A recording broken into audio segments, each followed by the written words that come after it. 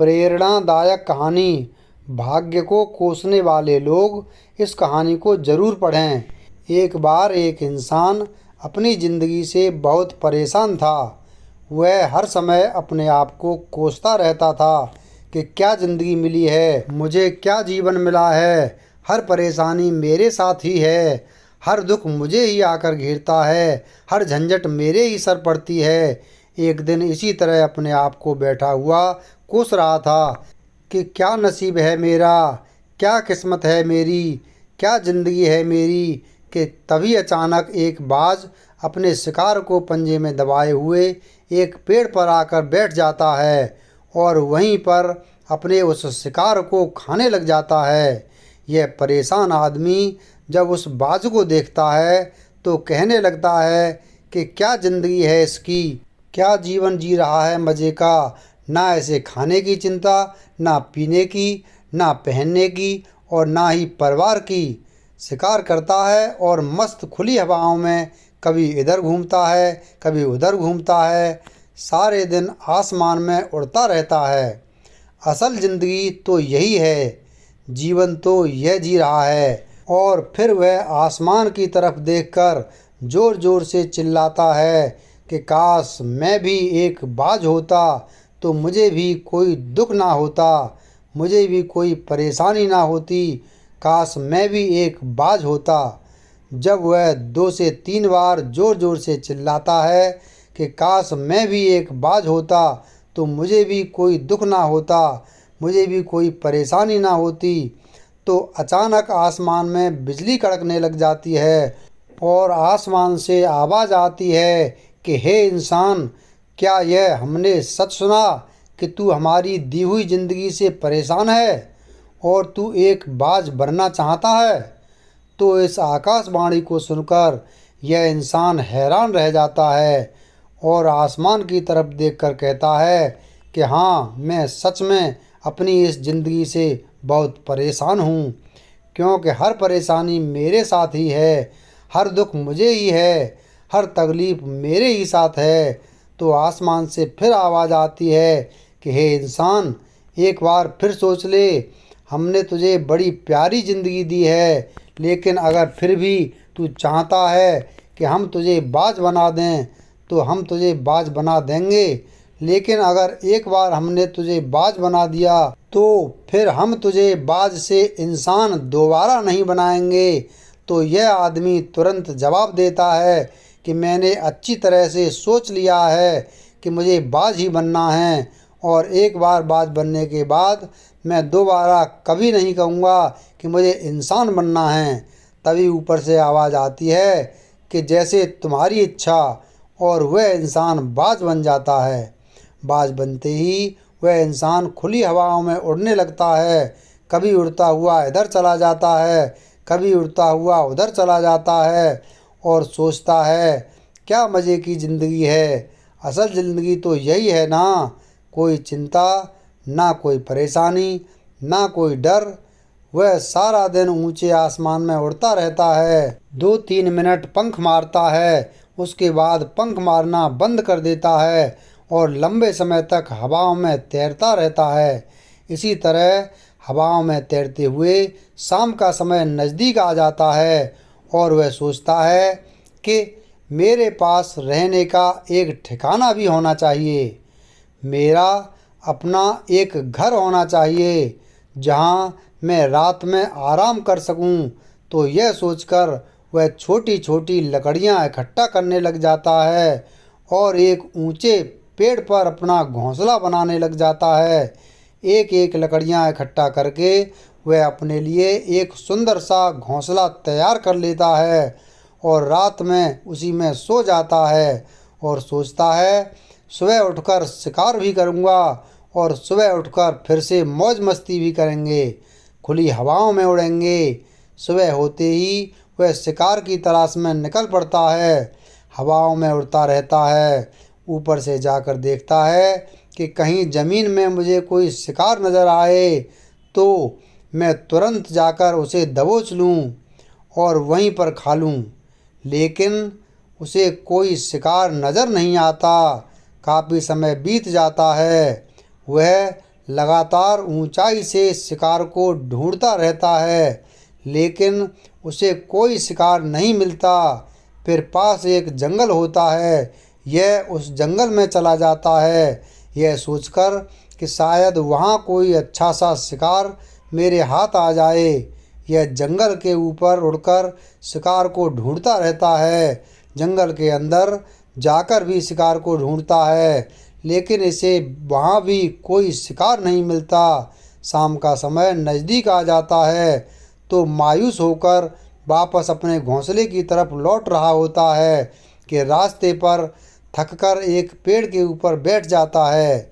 जब यह उस पेड़ के ऊपर बैठा होता है तो उसकी नज़र एक बीमार चिड़िया पर पड़ती है जो कि दुर्बल अवस्था में होती है। यह तुरंत जाकर उसे दबोच लेता है, उसके पंख निकालकर अलग कर देता है और उसे खा जाता है। उस चिड़िया को खाने के बाद वह अपने घोंसले की तरफ उड़ जाता है और रास्ते में सोचता है कि चलो बीमार चिड़िया ही सही, लेकिन कुछ तो खाने को मिला। वह अपने घोंसले पर पहुंचकर आराम करने लगता है और सोचता है सुबह एक अच्छा सा शिकार पकड़ूं और अपनी भूख मिटा लूँगा। जैसे ही सुबह का प्रकाश होता है वह निकल पड़ता है अपने शिकार की तलाश में। हवा में उड़ता रहता है, लेकिन आज फिर कोई शिकार उसके हाथ नहीं आता। काफ़ी समय बीत जाता है। यह ऊंचाइयों पर जाकर अपनी तेज़ नज़रों से शिकार को ढूंढने की पूरी कोशिश करता है, लेकिन इसे कोई भी शिकार नज़र नहीं आता। फिर यह पास के उस जंगल की तरफ चला जाता है, लेकिन उसे यहाँ भी कोई शिकार नहीं मिलता। इसी प्रकार पूरे दिन उड़ते उड़ते शाम का समय नज़दीक आ जाता है तो यह निराश होकर वापस लौटने लगता है और रास्ते में एक पेड़ पर आकर बैठ जाता है। सोचता है शायद आज फिर कोई बीमार चिड़िया मेरा इंतज़ार कर रही हो, लेकिन हर बार किस्मत मेहरबान थोड़ी होती है। आज इसे कोई बीमार चिड़िया नहीं मिलती। यह थक हार कर वापस अपने घोंसले की तरफ चल पड़ता है और घोंसले पर पहुंचकर भूखा प्यासा ही सो जाता है और सोचता है कल सुबह एक बड़ा सा शिकार पकड़ूंगा और आज की भूख भी मिटा लूँगा। रात को अपने घोंसले में सोया होता है कि तभी एक भयानक तूफान आता है। इस तूफान की हवा इतनी तेज़ होती है कि इसके घोंसले को उड़ाकर एक जगह फेंक देती है और उसे कहीं दूर दूसरी जगह फेंक देती है। तो यह जहाँ पर गिरता है वहाँ नीचे एक नोकदार लकड़ी पड़ी होती है जो इसके पंजे में गड़ जाती है और इसे बुरी तरह घायल कर देती है। तूफान के रुकने के बाद बारिश शुरू हो जाती है। तेज़ बारिश होती रहती है, पर यह किसी तरह से पेड़ों के नीचे छुपकर बैठा रहता है। बड़ी मुश्किल से इसकी रात कटती है। जब सुबह होती है तो बारिश रुक जाती है। बारिश के रुकते ही चारों तरफ खुशियाँ छा जाती हैं, चारों तरफ हरियाली छा जाती है। नदियाँ और झरने तेज़ी से बहने लगते हैं। सब कुछ फिर पहले जैसा हो जाता है, लेकिन यह बाज अब पहले के जैसा नहीं रहा। इसका पाँव बुरी तरह घायल हो चुका है। इसके पंजे में जो लकड़ी लगी थी उसकी वजह से इसका पंजा बुरी तरह क्षत विक्षत हो गया है। और मैं आपको बता दूं कि बाज का जो पंजा होता है वह उसके शिकार को पकड़ने के लिए सबसे ज़रूरी होता है, क्योंकि बाज अपने पंजों से ही अपने शिकार को पकड़ता है, दबोच लेता है और फिर अपनी चोंच के माध्यम से नोच नोच कर खाता है।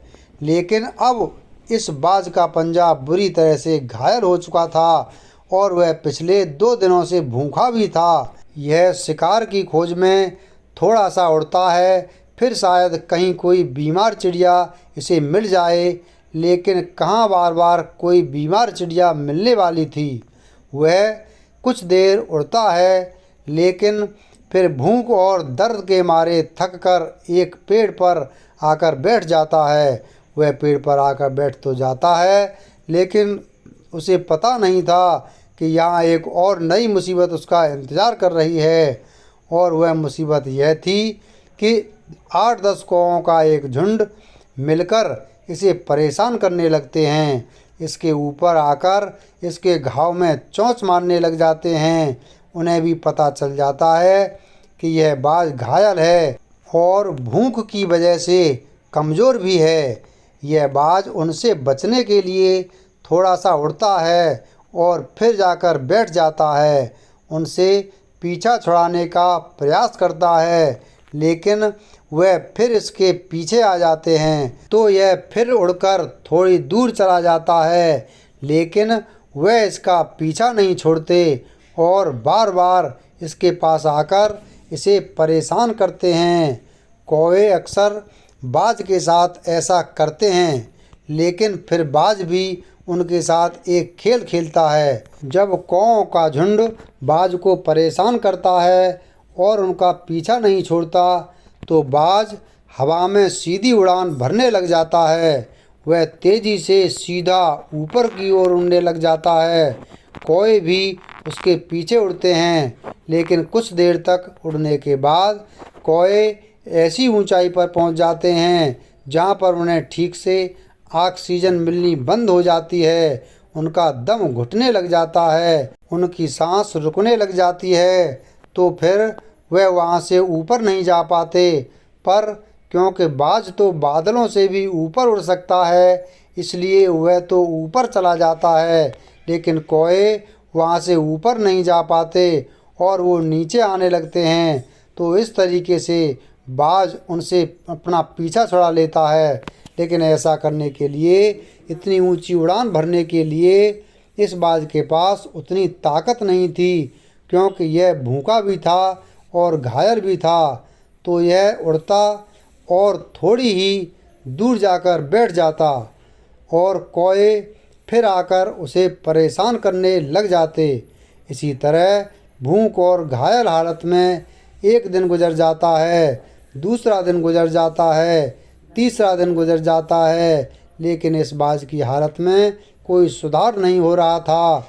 वह बद से बदतर होती जा रही थी। चौथे दिन जब यह बिल्कुल ख़त्म होने पर आ जाता है, इसके अंदर बिल्कुल ताकत नहीं बचती और इसका शरीर इसका साथ छोड़ने लगता है, तो यह किसी तरीके से उड़कर पास ही इंसानों का एक हॉस्पिटल होता है, उसकी छत पर आकर बैठ जाता है और वहाँ से आने जाने वाले मरीजों को देखता है और अपने आप से कहता है कि काश आज मैं एक इंसान होता तो ऐसे छोटे मोटे जख्मों का हॉस्पिटल में इलाज करवा लेता, या किसी को बता देता कि मैं भूखा हूँ, परेशान हूँ, मेरे साथ यह परेशानी है, लेकिन आज मैं एक ऐसा बेजुबान परिंदा हूँ जो किसी से कुछ नहीं कह सकता, किसी को अपना दुख नहीं बता सकता, किसी से कोई मदद नहीं मांग सकता। यही बात सोचकर वह उसी छत पे अपना दम तोड़ देता है। वह अपनी जान की कुर्बानी तो दे जाता है, लेकिन साथ ही साथ हमें यह सीख भी दे जाता है कि आपको जैसा बनाया गया है, आप जैसे भी हो उसी में खुश रहो और उसी में बेहतर करने की कोशिश करते रहो, ना कि इस बात से परेशान रहो कि काश मैं ऐसा होता, काश मैं वैसा होता, काश मैं यह बन जाऊं। आपको जैसा भी बनाया गया है, आप उसी में अपना सर्वश्रेष्ठ करने का प्रयास करते रहो। दोस्तों, यह कहानी तो काल्पनिक है, लेकिन हमें जीवन का एक बहुत ही महत्वपूर्ण नियम सिखाकर जाती है कि हम जैसे भी हैं अच्छे हैं, बस हमें उसी में अपना सर्वश्रेष्ठ करने का प्रयास करते रहना चाहिए। वीडियो अगर पसंद आया हो तो वीडियो को लाइक करें और चैनल को सब्सक्राइब करें। धन्यवाद।